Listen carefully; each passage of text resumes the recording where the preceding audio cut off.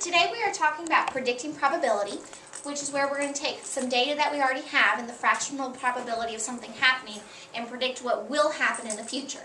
So an example of this would be this problem. Dylan has scored 7 out of his team's 10 goals so far this soccer season. How many more goals can Dylan most likely expect to score if his team scores 60 more goals? As soon as you realize that this question is asking you about something that hasn't happened yet, something that's going to be in the future, you know you're predicting probability and need to go ahead and draw a prediction box. The prediction box just helps us keep everything in order and organized. Okay? So go back and read the question one more time. Make sure you understand it and you know what you're looking for.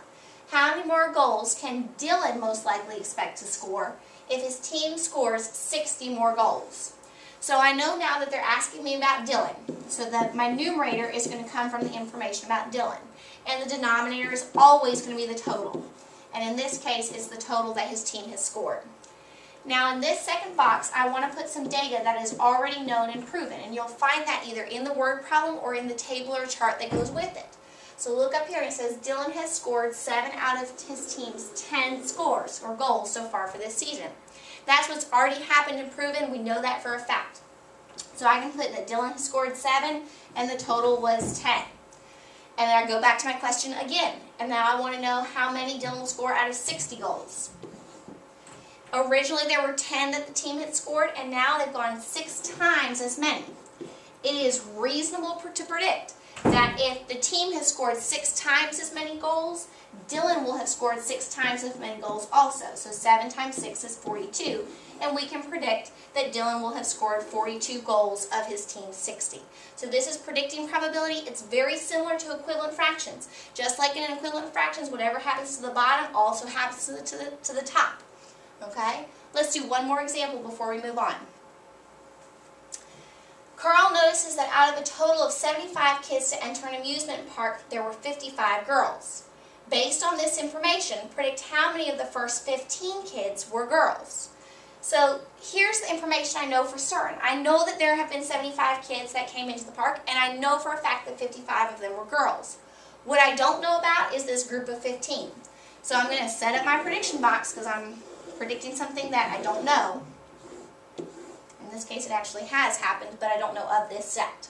So the question is asking me about girls. So that's my numerator. The bottom is always going to be your total. The denominator is the total set that makes one whole group. In this set, we know that 55 were girls out of 75 kids. 55 girls out of 75 kids. And the question is asking me how many of the first 15 kids are girls.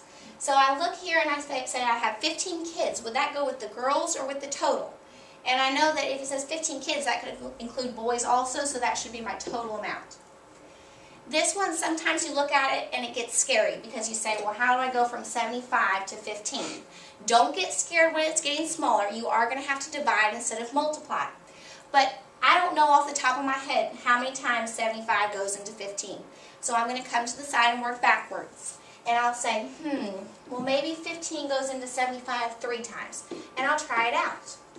And I see very quickly that 15 times 3 equals 45, so that's not right. So I'm going to try a bigger number here, and let's try 15 times 5. Oops.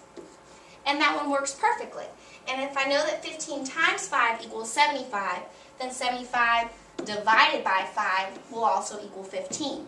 And once I know what happens to the bottom, I can figure out what's happening to the top. 55 divided by 5 will give me 11. And so I can predict that it's reasonable that 11 of the 15 kids were girls. And that's predicting probability.